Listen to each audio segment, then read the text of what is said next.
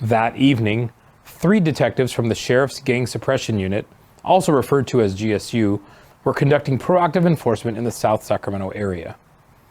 They were in an unmarked black SUV equipped with emergency lights and a siren.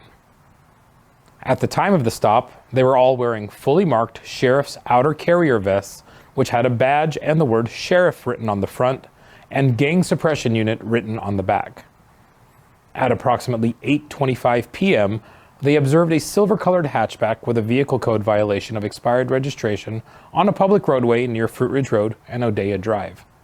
Before they could pull it over, the vehicle pulled into a nearby strip mall.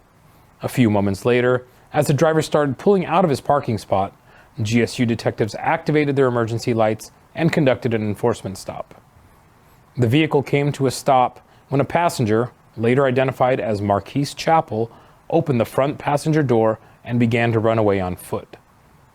The primary contacting GSU detective observed a gun in Chappell's left hand pointed straight at him.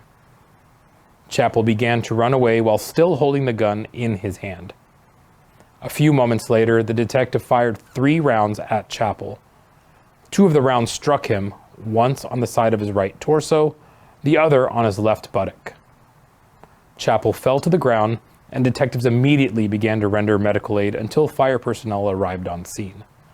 Chappell was transported to the hospital and survived his injuries. He was later transported and booked into the Sacramento County Main Jail. A Glock-style handgun was recovered, along with a loaded extended capacity 30-round magazine next to the suspect.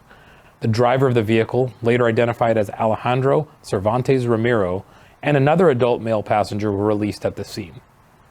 The detective who fired his weapon has been with the sheriff's office since 2016. Days after this incident, detectives from the Homicide Bureau conducted a follow-up search warrant at Cervantes' residence. There, they recovered a rifle, 3 handguns, ammunition, narcotics, and cash.